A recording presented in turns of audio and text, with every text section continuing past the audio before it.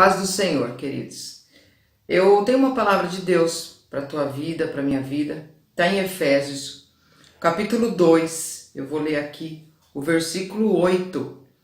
E depois eu vou estar falando um pouquinho sobre isso que o Senhor tocou no meu coração, tá bom? Diz assim, ó, Efésios 2, 8. Porque pela graça sois salvos por meio da fé. E isso não vem de vós, é dom de Deus. Não vem das obras, para que ninguém se glorie. Olha, a gente ouve tantas palavras, a gente vê tantas pregações, e aqui não deixa dúvida, né? Esse texto está falando que pela graça nós somos salvos. Graça, a graça é algo imerecido, né? Como diz, de graça, que o Senhor nos deu, pela graça nós temos essa salvação. Então, amados, não é pela lei, né? E eu não estou falando dos 10 mandamentos, não matarás, não roubarás, não adulterarás, por quê? Esse mandamento, agora, no Novo Testamento, ele virou amar o Senhor teu Deus de todo o seu coração e ao teu próximo como a ti mesmo. Ali, pela onisciência de Deus, ele já sabia que aqueles mandamentos que serviam, né, iriam ser reduzidos em 2. Né? Bem certo que se a gente ama a Deus e ama o próximo, nenhuma daquelas 10 dos mandamentos a gente comete. Nem é disso que eu estou falando. Eu estou falando daquilo que está em Levítico, a lei. A lei. A lei não salva. A lei não salvava e não vai salvar nunca. E o Senhor sabia disso. Deus colocou a lei para a época ali.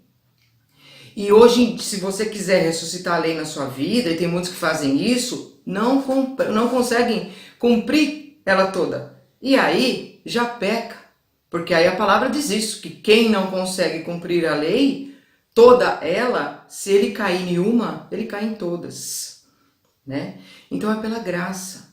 A graça é que traz a salvação. Sem a graça, ninguém conseguiria.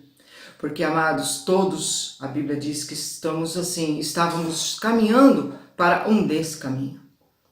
Todos, a partir de Adão ali, a partir de Eva ali, a partir do momento que o homem conheceu o bem e o mal, foi esse o erro dele, foi esse o pecado, foi essa a desobediência. Quando o Senhor põe lá 2 árvores e diz assim, olha, o fruto daqui do paraíso você pode comer de todas as árvores, menos da árvore do conhecimento do bem e do mal. Por quê? Porque quando você conhece o bem e o mal, e você tem essa consciência e você erra, então houve o pecado, houve a maldade.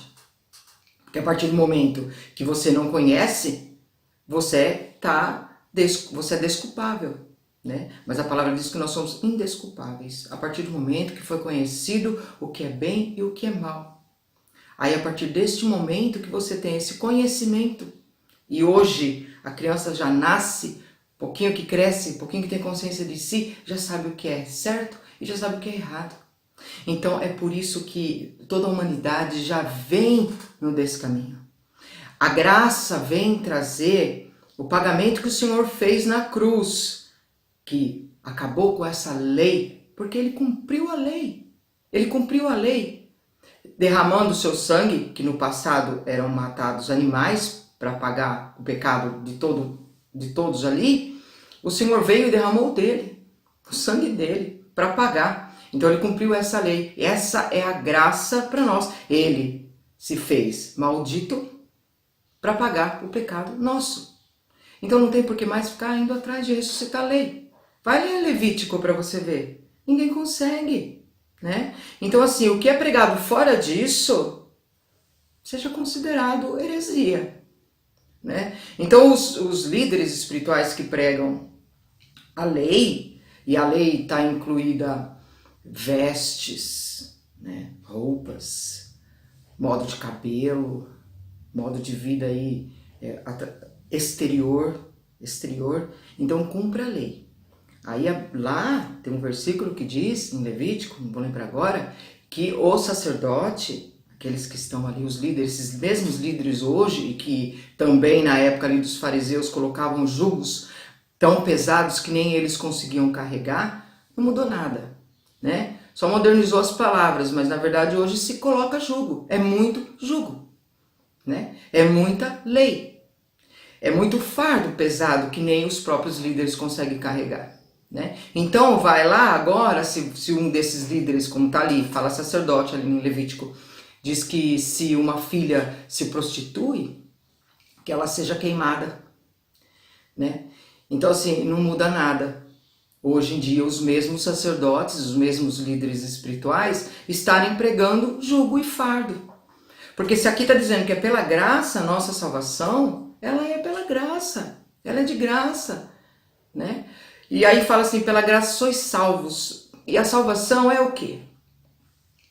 A salvação é essa, né? Que todos nós estávamos andando já num desse caminho, conhecedores do bem e do mal, podendo optar por fazer o bem ou o mal, conhecendo e sabendo e tendo essa livre escolha, esse livre-arbítrio, né? De ser do bem ou ser do mal. O que você escolhe, né? Você escolhe para a tua vida, né? Ter atitudes, pensamentos, ter um coração do bem, fazer o bem, ter uns olhos que olhem o bem. Tudo isso depende de nós. Essa salvação o Senhor nos trouxe fazendo, pagando, cumprindo, para que quem receba essa palavra, para quem aceite, para que aquele que concorda com essa salvação faça parte dela. Se você concorda no teu coração que Jesus levou sobre ele, pagando o preço, pagando com o próprio sangue, com a própria carne, com a própria vida dele, entregando a vida dele, que não tinha pecado nenhum, por aqueles que pecaram, isso é a graça, ninguém merecia nada, nós não merecemos, é imerecido.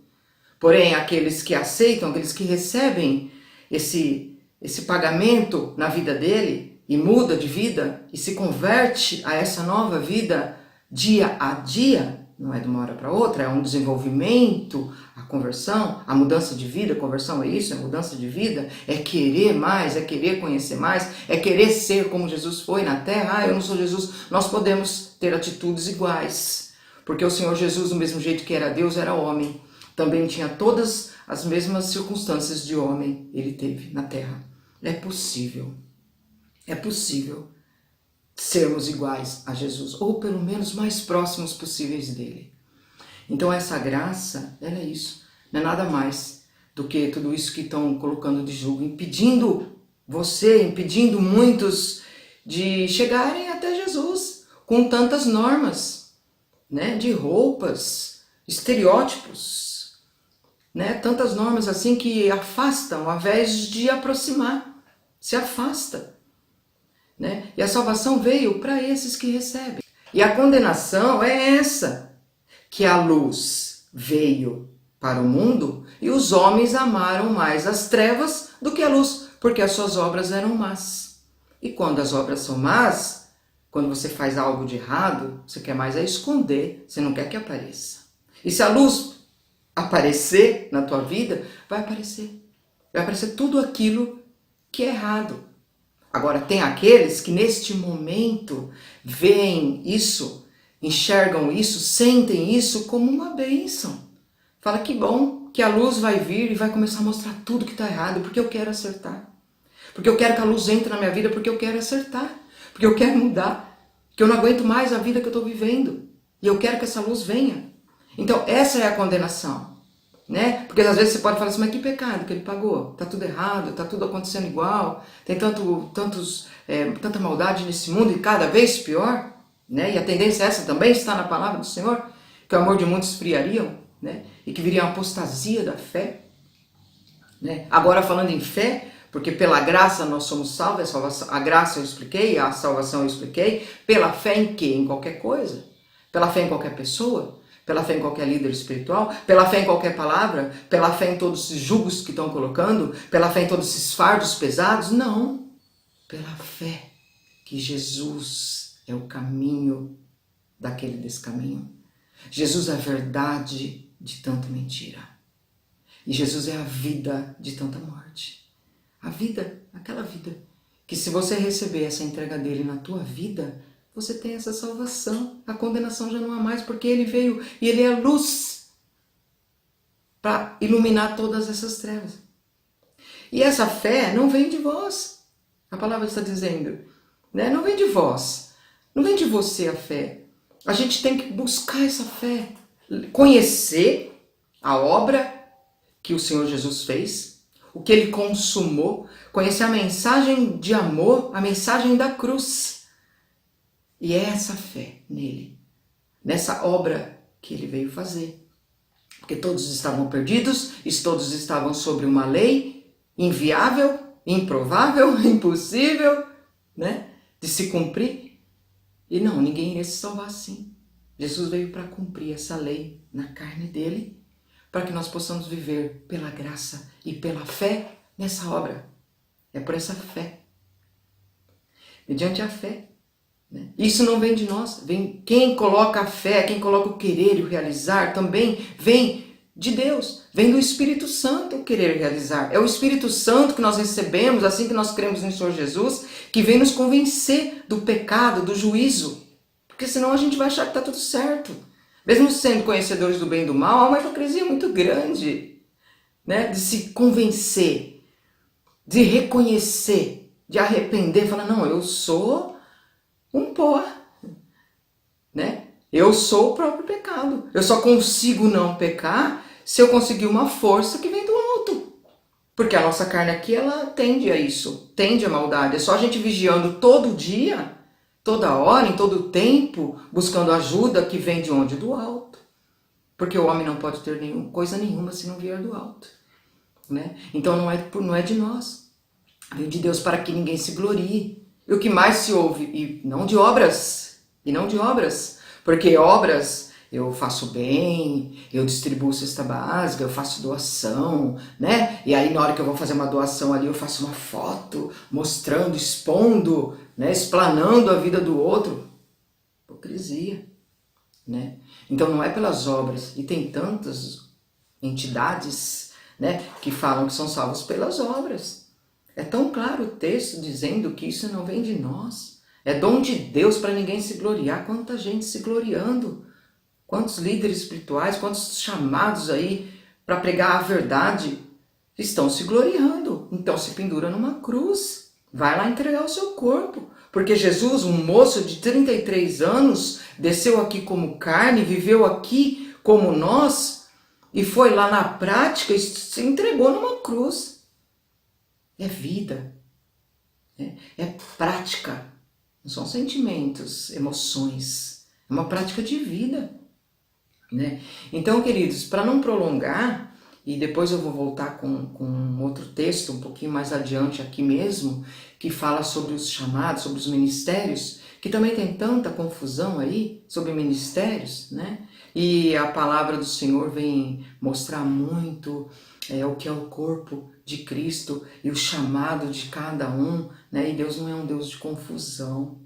Mas neste vídeo, eu gostaria que você abrisse o teu coração, sabe, nesse momento, para ouvir, para discernir essa palavra e saber que só Jesus pagou o preço. Que não tem outro nome que importa que sejamos salvos, não tem outro nome que nos leve realmente até o Pai, até a salvação de tudo aquilo que a gente vinha fazendo até aqui. Que a partir daqui reflita e realmente queira conhecer mais, queira ouvir mais. É pela graça que nós somos salvos. É mediante a fé. Isso não vem de vós. É dom de Deus, para ninguém se gloriar. O único que pode e merece toda a honra e toda a glória é Jesus, que foi o único que foi no madeiro, se fez maldito, se derramou todo o seu sangue para cumprir a lei e aí darmos uma nova etapa de vida, agora pela graça. Pela graça. Que a graça do Senhor Jesus te acompanhe desde agora e sempre no seu desenvolvimento espiritual, na sua conversão, que é dia a dia, passo a passo. Amém, queridos? Em nome do Senhor Jesus, tenham aí um dia abençoado na graça de Jesus. Seja livre de todo fardo, de todo jugo, é o que eu peço, em nome de Jesus.